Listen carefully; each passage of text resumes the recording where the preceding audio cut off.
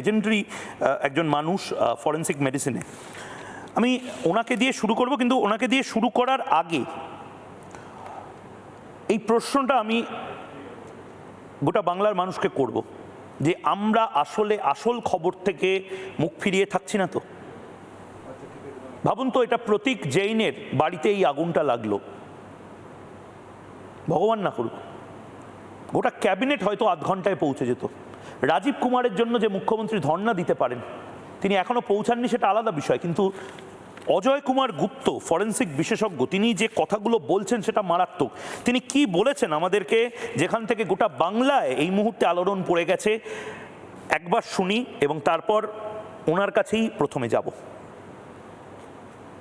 প্রথম ঘটনা ঘটলে আমরা তো পুলিশ স্টেশনে জানাই, পুলিশ তারপরে ইনভেস্টিগেশন শুরু করবে এবং এর জন্য তারা যেটা করে আমাদেরকে প্রথমে জানায় না, সেই জন্য ইনভেস্টিগেশনটা দেরি হচ্ছে। এই সঙ্গে বলা উচিত ছিল যেখানে যা পাওয়া গেছে সেই জায়গাটাকে একটা ঘিরে সেটা ছবি তোলা এবং যা যা মেটেরিয়াল পাওয়া গেছে আলাদা আলাদা করে প্যাকেট করে তুলে নেওয়া। কিন্তু এখানে শুনলাম যা বলা হলো আমাকে, ওরা নাকি সব জিনিসগুলোকে একসঙ্গে জড়ো করে একটা বড় বস্তা করে পাঠিয়ে দিয়েছে ফরেন্সিক। আমাদের কাছে মৃতদেহ বা মৃতদেহের অংশ যদি আসে আমরা তখনই কাজ শুরু করতে পারি, কারণ আমাদের কাছে পুলিশ লিখে পাঠাবে যে এই একজন ডেড বডি পাঠালাম এবং আমি এই দেখেছি, আপনি এইটার ব্যাপারে মৃত্যুর কারণ এবং কি কারণে মৃত্যু এবং কেন মরল সেইটা অবহিত করবেন আমাদের একটা পোস্টমর্টম রিপোর্ট দিয়ে। তা এটা তো আমাদের সঙ্গে সঙ্গে কাজ নয় তো, যার জন্য সেটা পাঠাতে ওরা যদি দেরি করে আমাদের কাজটা তারপরে হবে। এইবার আমাদের মধ্যে তো সবাই আমার মতো বিশেষজ্ঞ নয় তো, অনেক আছে জুনিয়র ডাক্তার, তাকে বলা হয়েছে তুমি আজকের দিনে তোমার ডিউটি, সে তার মধ্যে হচ্ছে সে হয়তো তার সিনিয়রকে ডাকছে, উঠছে দাদা আপনি আসুন ইয়ে করুন। এই কারণের জন্যে মানে সেইরকমভাবে আমাদের টিম তৈরি হয়ে ওঠেনি এখনো, আর এখনো আমরা সেই হামাগুড়ি দেওয়ার স্টেজে থাকবো কেন?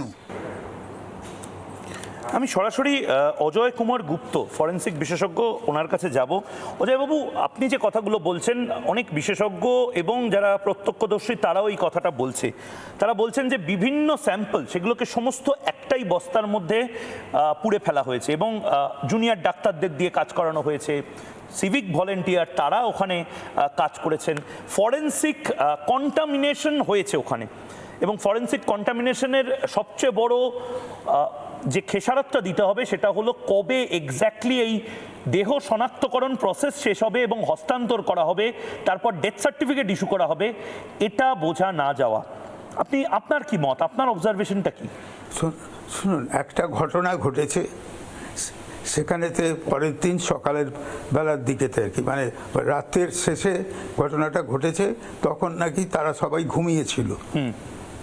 হ্যাঁ, এবার তারপরে যখন তাদের মৃতদেহগুলো কোথায় আছে দেখতে যাওয়া হয়েছে, তখন বলা হচ্ছে যেগুলো সেই বাংলায় যে একটা কথা আছে, পুড়ে আড় হয়ে গেছে, প্রায় একদম পুড়ে কালো হয়ে গেছে বা বিভিন্ন অংশে ভাগ হয়ে গেছে। তা সেখানেতে তো ছবি তো তোলা হয়েছে নিশ্চয়ই, পুলিশ নিশ্চয়ই ছবিগুলো তুলেছে এবং প্রত্যেকটা যে যারা মারা গেছে প্রত্যেকটা তো বিভিন্ন জায়গায় ছড়িয়ে পড়েনি, তারা যেখানে ঘুমিয়েছিল সেখানেই পুড়ে গেছে এবং সেখানেই তাদের দেহাবশেষ পড়ে আছে। তো সেইগুলোর আলাদা আলাদা করে ছবি তুলে এবার ডিএনএ করে তার যে বাড়ির লোক এসেছিল ওই দিনকে ডিউটি করতে, তার সঙ্গে মেলাতে হবে। তা এই কাজটা তো খুব সহজে করা যাবে না এবং এটাকে আলাদা আলাদা করে যদি করা যেত তাহলে মনে হয় আরও ভালো হতো এই আর কি। অজয়বাবু, মূল বক্তব্যটা যেটা প্রত্যেকে বলছেন সেটা হলো যে এত সময় কেন লাগছে। আমরা আহমেদাবাদের ঘটনায় দেখেছিলাম, প্লেন অ্যাক্সিডেন্টের ঘটনায় দুদিনের মধ্যেই পুরো প্রসেসটা শেষ করে দেওয়া গেছিলো। আমরা কুম্ভ মেলার সময় দেখেছিলাম এই প্রসেসটা দুদিনের মধ্যে শেষ করে দেওয়া গেছিলো। 5 দিন, প্রায় 6 দিন হতে চললো, এই প্রসেসটা শেষ করা যাচ্ছে না কেন? এবং ডিএনএ কালেকশন এবং স্যাম্পলিং, তার রেজাল্ট, এগুলো কেন বেরোচ্ছে না? যেটা উচিত ছিল, যেমন যে রাজীব গান্ধী এবং যে হিউম্যান বোম, তাদের পার্টসগুলো ছড়িয়ে পড়েছিল কিন্তু আলাদা আলাদা করে মার্ক করে আলাদা আলাদাভাবে লেবেল করে তারপরে আলাদা আলাদাভাবে ডিএনএ করা হয়েছিল। এই রকম ধরনের করতে হতো।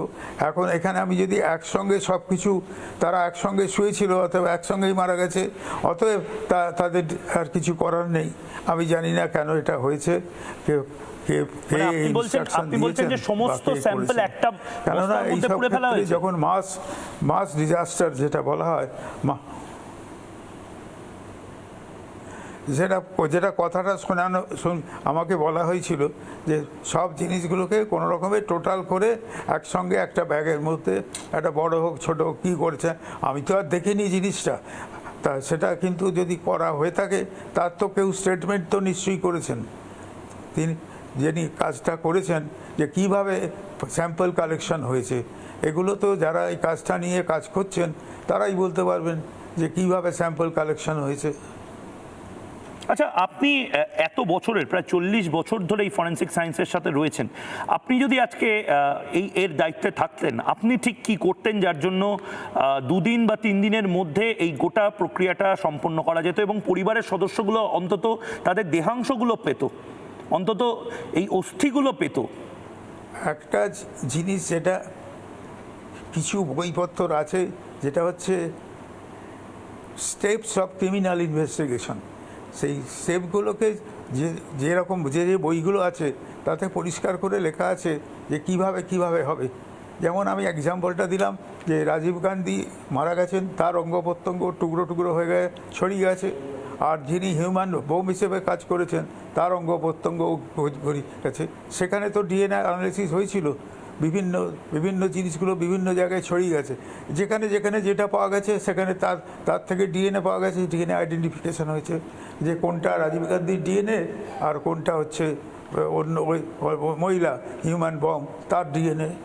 তো এইভাবেই তো করতে হয় যে স্যাম্পল আমরা পেয়েছি, স্যাম্পলটাকে সাধারণভাবে আইডেন্টিফিকেশন করা সম্ভবপর কেউই করতে পারবে না, যে দেখে বলতে পারবে না যে এটা অমুকে দিয়ে। প্রত্যেকটাকে আলাদা আলাদা করে আইডেন্টিফিকেশান করে মার্ক করে প্যাকেট করতে হবে আলাদা আলাদা, এবং প্রতিটা প্যাকেট থেকে ডিএনএ অ্যানালিসিস করতে হবে। তবে এটা করতে গেলে প্রচুর লোকের দরকার এবং প্রচুর সময় লাগবে, কিন্তু সময়টা এই নয় যে মাসের পর মাস, বছরের পর বছর ধরে চলবে। এক্স্যাক্টলি, এই মাসের পর মাস, বছরের পর বছর ধরে চলবে, এটা ভাবা বা বলাটাও একটা মানে এটা অমানবিক একটা বিষয়। যারা রাজনীতিবিদ তারা কি বলছেন, একবার একটা পলিটিক্যাল বাইট বেল্ট দেখে নেবে এবং তারপর ডক্টর রঞ্জন ভট্টাচার্যের কাছে যাব। নানা ধরনের কন্টেন্ট দেখার জন্য লাইক করুন, শেয়ার করুন আমাদের ফেসবুক পেজ, সাবস্ক্রাইব করুন আমাদের ইউটিউব চ্যানেল। পাশাপাশি অন্যান্য ব্রেকিং নিউজের জন্য অবশ্যই চোখ রাখুন রিপাবলিক বাংলায়।